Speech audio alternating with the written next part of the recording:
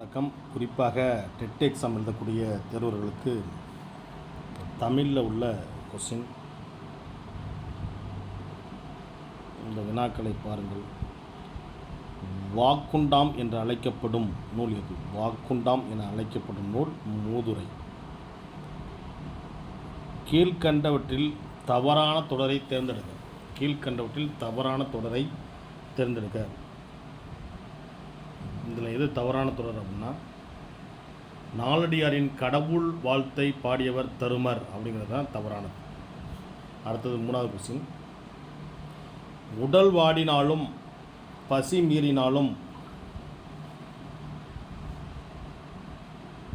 வழி மாறிடாமல் வாழ்ந்திடுவோம் என கூறியவர் கல்யாண சுந்தரம். யார்? கல்யாண சுந்தரம். நாலாவது கொஸ்டின். ஈயார் தேட்டே தீயார் கொள்வார் என்ற பாடலை இடம்பெற்ற நூல். நாலாவது கொஸ்டின். ஈயார் தேட்டை தீயார் கொள்வார் என்னும் பாடல் இடம்பெற்றுள்ள நூல்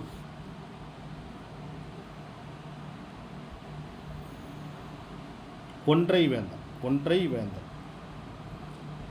அன்பு அறத்தை மட்டும் சார்ந்தது என்று கூறுபவர். அன்புங்கிறது அறத்தை மட்டும் சார்ந்தது என்று கூறியவர். அன்பு மட்டும் அறத்தை மட்டும் சார்ந்தவர். அன்பு அறத்தை மட்டும் சார்ந்தது என்று கூறுபவர் யார்? அறியாதவர்.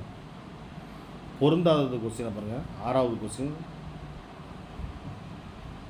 இதில் எது பொருந்தாது அப்படின்னா, தந்தை தாய் பெண் நல்வழி, அதுதான் அது பொருந்தாது. அடுத்தவர் ஏழாவது கொஸ்டின்.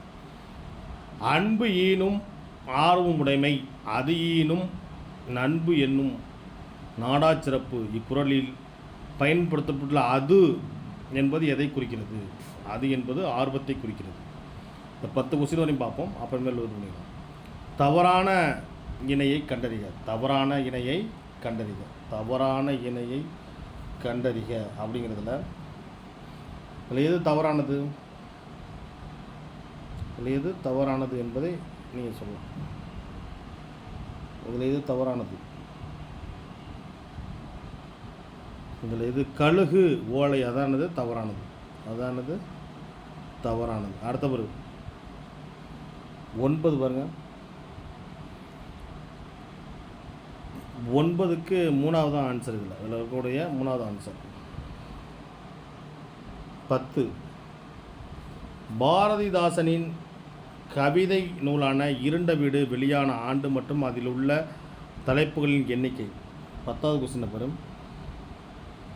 1958 33 நூல்கள். மொத்தம் 10 கொஸ்டின் பார்த்துருக்கோம். இந்த 10 கொஸ்டினை எல்லோரும் படித்து வச்சுக்க மாதிரி கேட்டுருக்கோம். நன்றி. தொடரும்.